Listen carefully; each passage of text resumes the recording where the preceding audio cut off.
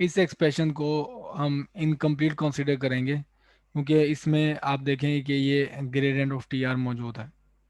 तो हमें ये पूरा इस एक्सप्रेशन को कंप्लीट करने के लिए हमें ये वैल्यू कैलकुलेट करनी होगी। तो रिटायर्ड टाइम का एक्सप्रेशन हमें पता है, उसको हम यूज़ करेंगे और फिर हम इसको एवेल्यूएट करेंगे। तो जो फर्स्ट टर्म थी इस पूरे एक्सप्रेशन में वो आपको याद होगा कि वो इज इक्वल टू थी minus C delta T R is equal to delta R. जो मैंने पहले पहले इसको आपको एवेल्यूएट करके दिखाई थी वो है ये देखें delta gradient of R is equal to minus है C gradient of T R. तो मैं इधर से ही स्टार्ट कर रहा हूँ टी आर को एवेल्यूएट करने के लिए। तो ये देखें आर की जगह पे मैंने ये वैल्यू पुट कर दी, डॉट प्रोडक्ट है आर का और स्क्वायर रूट में आ गया। तो जब अगर आप स्क्वायर रूट की का ग्रेडियंट लोगे, आर के स्क्वायर रूट का ग्रेड लोगे तो आपके पास पावर रूल के मुताबिक जो पावर इसकी वो हाफ है उसके मुताबिक आपके पास ये होगा। ठीक है, पावर पावर में से एक माइनस और विदाउट पावर बेस का डेरिवेटिव। तो इसका ग्रेडियंट लेने के लिए इसका ये याद रहे, आपको याद होगा कि ये जो हमने एवेल्यूएट किया था, ये एवेल्यूएट किया था हमने ग्रेडियंट यूज लिया था दो वेक्टर्स के डॉट प्रोडक्ट का। तो यहाँ पे भी देखें दो वेक्टर्स हैं उनका डॉट प्रोडक्ट है। तो दो वेक्टर्स का डॉट प्रोडक्ट अगर आप अप्लाई करोगे वो सेम आइडेंटिटी, तो दो आपके पास यहाँ पे ये ट्रिपल क्रॉस आएंगे, ट्रिपल क्रॉस प्रोडक्ट आएंगे आपके पास, वो दो ये वैल्यूज आएंगे। तो एग्जैक्टली मैंने वो आइडेंटिटी यहाँ पे अप्लाई की है।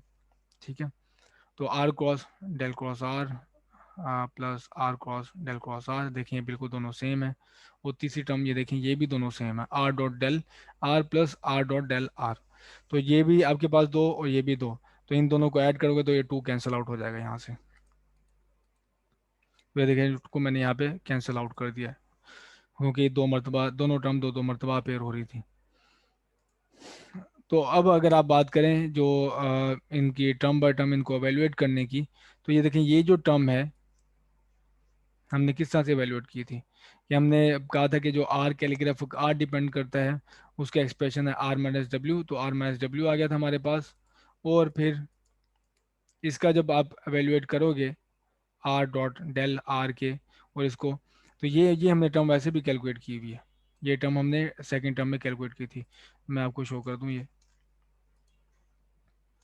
तो सेकंड टर्म थी हमारे पास ये, तो ये देखिए सेकंड टर्म में ये एवेल्यूएट किया हुआ है ये एक्सप्रेशन। ठीक है, ये expression is equal to V V dot delta R. जबकि जो सेकंड एक्सप्रेशन है इसमें, देखिए ये एक्सप्रेशन हमारे पास है, जो सेकंड एक्सप्रेशन है वो आ जाएगा आपके पास आर डॉट डेल्टा आर के। अब ये कैसे एवेल्यूएट करोगे, बिल्कुल उसी तरह से इसका डॉट प्रोडक्ट ले लो पहले, तो ये आ जाएगा आर एक्स पार्शल, तो ये मैं नोटेशन यूज़ कर रहा हूँ पार्शल और पार्शल एक्स नहीं लिख रहा बल्कि मैं लिख रहा हूँ पार्शल एक्स। और यहाँ पे आपके पास आ जाएगा प्लस, और यहाँ पे आ जाएगा partial Y, partial Y plus R G partial जी।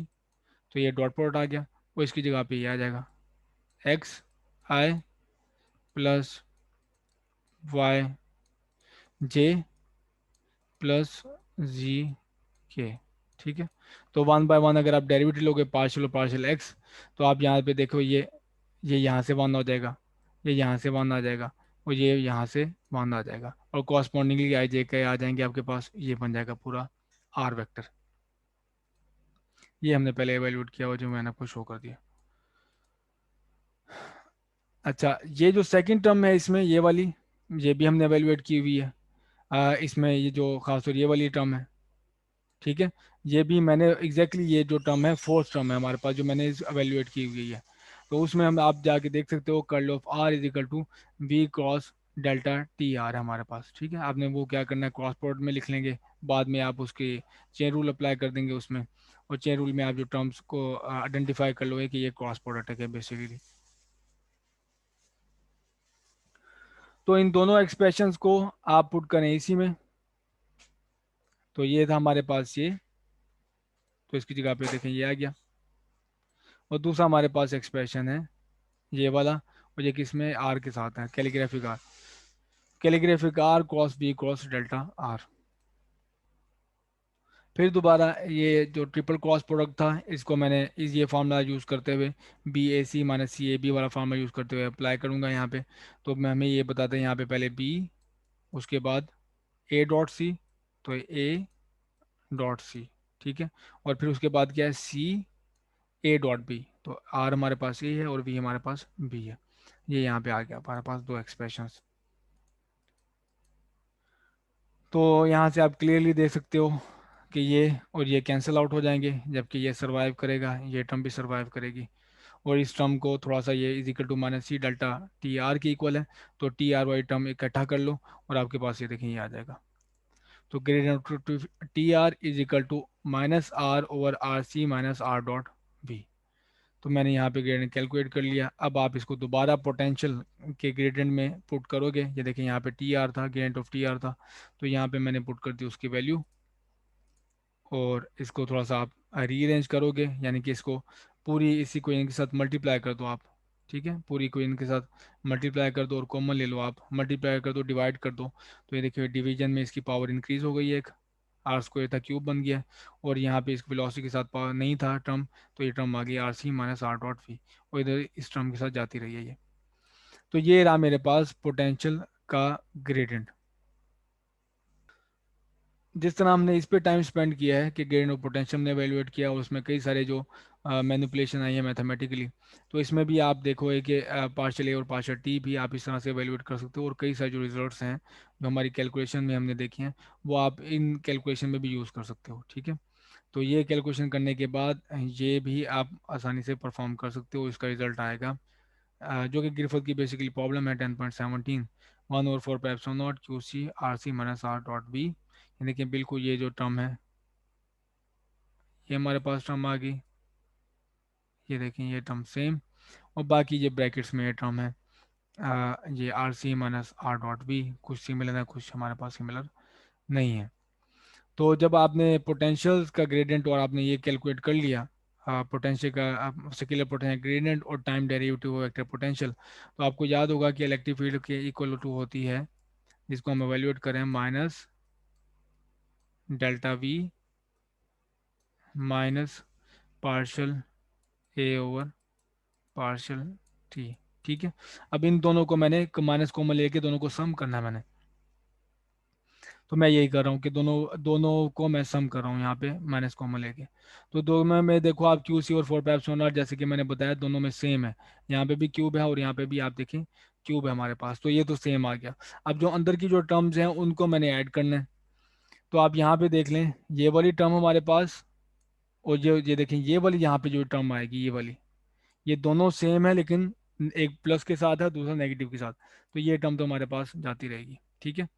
और ऊपर से हमारे पास कौन सी टर्म अपेयर हुई, सिर्फ ये वाली, ये वाली, तो मैंने ये लिख ली, ये टर्म आ गई, ठीक है। अब नीचे की बात करें तो नीचे हमारे पास एक टर्म तो ये कैंसिल आउट हो गई थी, लेकिन दूसरी तो है आर ए ओवर सी वाली। तो आर ए सी इसके साथ मल्टीप्लाई करने के बाद मैंने ये लिख लिया, और लास्ट ये जो टर्म है ये एज इट इज आ गई है, ठीक है। तीन टर्म्स दोनों को ऐड करने से मेरे पास कितनी अपेयर हुई, तीन टर्म्स अपेयर हुई हैं। तो ये रही मेरे पास इलेक्ट्रिक फील्ड। इससे पहले मैंने एक और काम की किया है कि माइनस कॉमन ले लिया, तो इस ब्रैकेट में से माइनस जब कॉमन लोगे तो ये माइनस प्लस में हो जाएगा, ये भी प्लस हो गया, ये भी माइनस और ये भी माइनस में हो जाएगा। तो ये मेरे पास एट द एंड एक्सप्रेशन आपके पास ये है। तो यहाँ उस एक्सप्रेशन से यहाँ तक हम कैसे पहुंचे हैं, तो आप यहाँ पे एक और चीज़ देखें कि ये वाली टर्म और ये वाली टर्म दोनों सेम है, ठीक है। ये वाली टर्म और ये वाली टर्म दोनों सेम है, तो इनको कॉमन किया जा सकता है। तो इधर से कॉमन क्या आएगा, आर आ जाएगा और यहाँ से आ जाएगा आर वी और सी।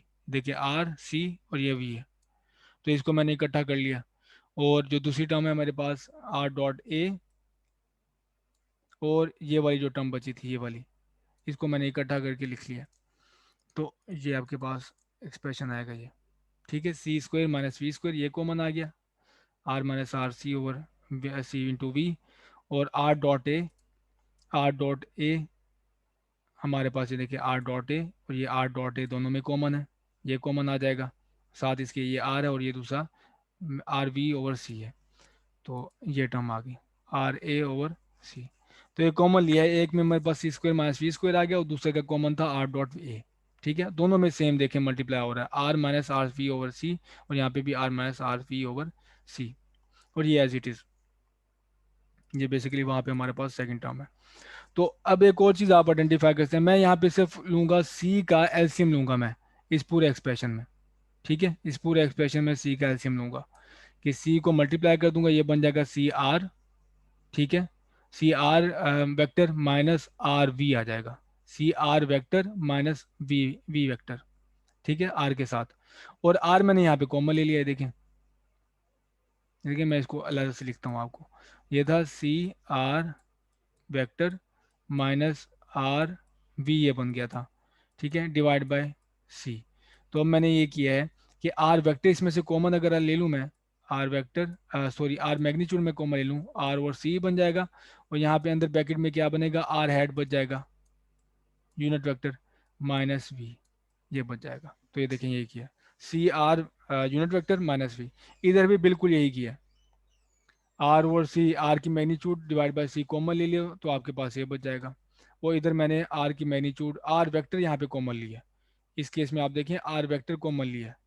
ठीक है, तो यहाँ पे बच जाएगा आर यूनिट वेक्टर, क्योंकि आर को आर के यूनिट वेक्टर के साथ डॉट करोगे तो यहाँ पे एग्जैक्टली ये सेम रिजल्ट आ जाएगा, और यहाँ पे एज इट इज आ गया आर ए ओवर सी। अच्छा, ये करने के बाद आप सब्स्टिट्यूट कर सकते हो वैल्यू, कि ये मेरे पास बेसिकली मैं इसको डिफाइन करता हूँ यू है, ये यू वेक्टर। ठीक है, और ये भी यू वेक्टर है, ये भी यू वेक्टर है, तो यू की टर्म में मैंने इसको आसानी से लिख लिया। ठीक है, और पूरी आप इस एक्सप्रेशन में देखो, R over C, R over C, R over C common आ रहा है तो आर ओवर सी बाहर निकाल लिया, यू को इधर सब्स्टिट्यूट कर दिया, और लास्टली ये भी मैंने यू की टर्म में लिख लिया आर सी माइनस आर, क्योंकि यू की डेफिनेशन अगर आप देखें तो ये इक्वल टू है, U is equal to C R head minus V velocity. ठीक है, ये है। तो यहाँ पे भी आप इसी डेफिनेशन को इनकॉर्पोरेट करेंगे तो आपके पास ये रिजल्ट आएगा। तो ये रही मेरे पास electric field of a moving point charge, electric field of a moving point charge. तो इसी तरह आप मैग्नेटिक फील्ड भी कैलकुलेट कर सकते हैं, तो मैग्नेटिक फील्ड के एक्सप्रेशन हमें एवेलुएट नहीं करने पड़ेंगे ज़्यादा, क्योंकि हम पहले से ही काफ़ी कैलकुलेशन कर चुके हैं।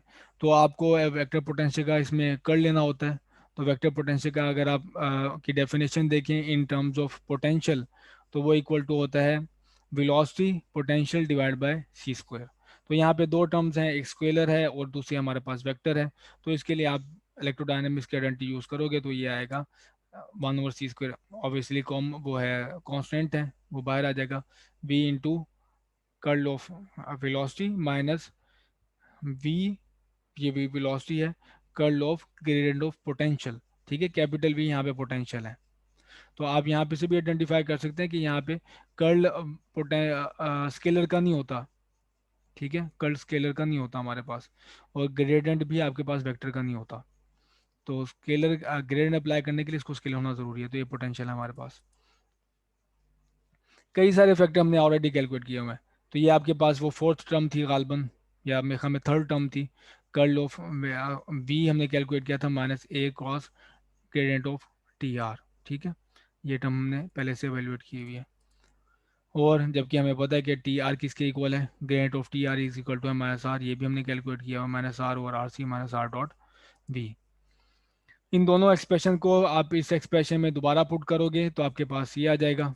ठीक है, और यहाँ पे मैंने क्या किया है, यहाँ पे आप देख लें, यहाँ से यहाँ पे आपने ये वैल्यू पुट की। ठीक है, और मज़ीद यहाँ पे क्या किया हमने, ये वैल्यू हमारे पास है ग्रेडियंट ऑफ पोटेंशियल, और इसी पे तो हमने मैक्सिमम टाइम स्पेंड किया है कि ग्रेडियंट ऑफ पोटेंशियल एवेलुएट करने के लिए। तो वो एक्सप्रेशन और ये वाला जो एक्सप्रेशन यहाँ पे मैंने शो किया, आप पुट करें इसमें तो आपके पास ये देखिए रिजल्ट आएगा। ठीक है, ये ग्रेडियंट ऑफ पोटेंशियल की वजह से है, ये आर आपके पास साथ आ गया। तो आप इसको पुट करके कुछ थोड़ी सी मैनिपुलेशन करके आप इसको देख सकते हैं कि ये curl of vector potential is equal to this है। अच्छा, ये जो टर्म है ब्रैकेट में आइडेंटिकल है इस टर्म के, यहाँ पे ये देखें, लेकिन वेलोसिटी है यू की टर्म में, यहाँ पे भी यू है, लेकिन इसमें क्या फ़र्क है, यहाँ पे देखें वी है और यहाँ पर भी आपके पास वी है, ठीक है। तो इसको आप कन्वर्ट कर सकते हैं ये एक्सप्रेशन यूज करते हुए पूरे एक्सप्रेशन को वी से यू में, ठीक है, वी से यू में कर लें इसको। तो ये वी की जगह पे आप पुट कर दें ये, ठीक है। और इसके लिए आप यूज करें रूल ये B A C minus C A B वाला, ये वाला रूल यूज करें आप साथ, ठीक है। तो फिर ये पूरा एक्सप्रेशन बन जाएगा ये, जो आपके पास जे इसके अलावा 1/c और आर यूनिट वेक्टर के अलावा पूरी आपके पास एक्सप्रेशन बन जाएगा इलेक्ट्रिक फील्ड का, पूरा एक्सप्रेशन बन जाएगा जब इलेक्ट्रिक फील्ड का। तो आप यहाँ पे इलेक्ट्रिक फील्ड पुट करते हैं। तो याद रहे आपने क्या करना है, इधर वेरिएबल चेंज करना है, वेलोसिटी की जगह पे यू पुट करने हैं इस रिलेशन के मुताबिक। और जो एक्स्ट्रा टर्म अफेयर होंगी उसकी टेंशन लेने की जरूरत नहीं है, क्योंकि आपके पास जो क्रॉस प्रोडक्ट है आर के साथ वो इनको जीरो कर देगा खुद ब खुद ही, ठीक है। तो आप इस टर्म को in terms of electric field लिख सकते हैं। ये भी एक छोटी सी एक्सरसाइज होगी। तो B is equal to 1/c R head cross E R T. तो ये दोनों हमारे पास इंपॉर्टेंट रिजल्ट हैं। एक हमने इलेक्ट्रिक फील्ड कैलकुलेट की ऑफ मूविंग पॉइंट चार्ज, और दूसरी हमने कैलकुलेट की magnetic field of a moving point charge. दोनों हमें ये बता रही हैं the magnetic field of a point charge is always perpendicular to the electric field and to the vector from the retarded point, ठीक है। तो मैग्नेटिक फील्ड दोनों के परपेंडिकुलर होगी। आपको पता है कि जो वेक्टर डिफाइन होता है दो के क्रॉस प्रोडक्ट का, तो वेक्टर दोनों के परपेंडिकुलर होता है। तो यहाँ पे दो वेक्टर कौन से हैं, एक इलेक्ट्रिक फील्ड है और दूसरा हमारे पास वेक्टर है कैलिग्राफी आर, जो रिटार्डेड टाइम पे एवेल्युएटेड है सोर्स टू फील्ड पॉइंट। तो मैग्नेटिक फील्ड इन दोनों के परपेंडिकुलर है। अच्छा, अब अगर आप देखें ये इलेक्ट्रिक फील्ड को, तो इलेक्ट्रिक फील्ड में दो टर्म्स हैं, एक ये टर्म है और दूसरी ये टर्म है हमारे पास। ये टर्म हमारे पास फॉल होती है विद, ये देखिए यू यू से हमारे पास जाता रहेगा। तो ये हमारे पास जो टर्म फॉल होती है वो होती है विद रिस्पेक्ट टू 1/r², ठीक है, 1/r² ये फॉल होगी। तो in terms first term in electric field और वो टर्म है c² - v² यू की, ये फॉल होती है 1/r² की अगर आपके पास जो वेलोसिटी और एक्सीलरेशन दोनों जीरो हों। जब आप वेलोसिटी और एक्सीलरेशन दोनों जीरो पुट करोगे तो आपके पास जो पूरा वो एक्सप्रेशन है कन्वर्ट कर देगा वो इलेक्ट्रोस्टैटिक केस में। और इलेक्ट्रोस्टैटिक में आपको याद होगा जो इलेक्ट्रिक फील्ड होती है हमारे पास 1/4πε0 q/r² और आर हैट के इक्वल, 1/4πε0 q/r² और आर हैट। जबकि सेकंड टर्म हमारे पास है R cross U cross A, और ये फॉल्स होती है इनवर्स फर्स्ट पावर, ठीक है। पहली टर्म कैसे फॉल होती है 1/r² के, और दूसरी टर्म होती है 1/r के, ठीक है। तो इसकी वजह ये है कि ये डोमिनेंट होगी आपकी, ये जो टर्म है ये टर्म डोमिनेट होगी लॉन्ग डिस्टेंसेस पे, ठीक है। ये टर्म हमारे पास लॉन्ग डिस्टेंस पे डोमिनेट होगी।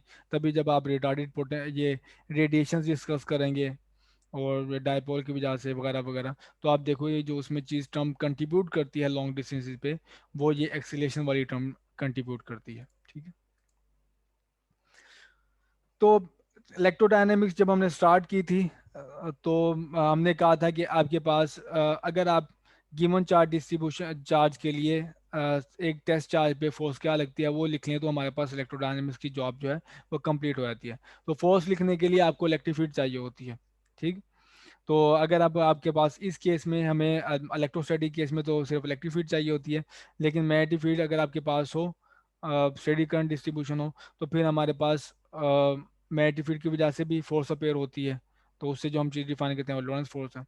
तो अब जबकि हमारे पास जनरल चार्ज डिस्ट्रीब्यूशन है इलेक्ट्रोडायनेमिक्स में, फील्ड टाइम टाइम डिपेंडेंट है, तो मूविंग पॉइंट चार्ज के लिए हमने इलेक्ट्रिक फील्ड भी कैलकुलेट कर ली, मैग्नेटिक फील्ड भी कैलकुलेट कर ली। तो अब हम लॉरेंस फोर्स दोबारा देखते हैं। तो लॉरेंस फोर्स लॉ हमारे पास इस केस में होगा, देखिए मैं इलेक्ट्रिक फील्ड आ गई और यह साथ हमारे पास मैग्नेटिक फील्ड है। तो ये टेस्ट चार्ज पे ये क्यू की वजह से इसमें स्मॉल क्यू है हमारे पास सोर्स, ठीक है, ये हमारे पास सोर्स, और ये हमारे पास है टेस्ट चार्ज। तो ये सोर्स टेस्ट चार्ज पे क्या फोर्स एग्जिट कर रहा है वो हम इस फार्मूला से फिगर आउट करेंगे, ठीक। तो इसमें अगर आप इसको दोबारा से मेंशन करना चाहूँ सिंबल्स को, तो ये कैपिटल वी इस केस में हमारे पास वेलोसिटी ऑफ टेस्ट चार्ज है। क्यों? हमारे पास टेस्ट चार्ज है, और R U V and A are all evaluated at retarded time. तो रिटार्डेड टाइम पे ये हमारे पास आर है, ये ये भी रिटार्डेड टाइम पे है, वेलोसिटी भी रिटार्डेड टाइम पे है, एक्सेलरेशन भी रिटार्डेड टाइम पे है। तो ये रही हमारे पास Lorentz force for moving point charge. तो अगर इसके साथ आप एक और चीज़ साथ इकट्ठे कर लें, कि तो मैंने सिंगल चार्ज के लिए बताया, तो अगर आपके पास काफ़ी सारे चार्जेस हैं तो आप क्या यूज़ करोगे? Superposition principle. One at a time आप फोर्स देखोगे और बाद में सबको ऐड कर दोगे। तो ये पूरी आपके पास इलेक्ट्रोडायनामिक्स की प्रॉब्लम सॉल्व है।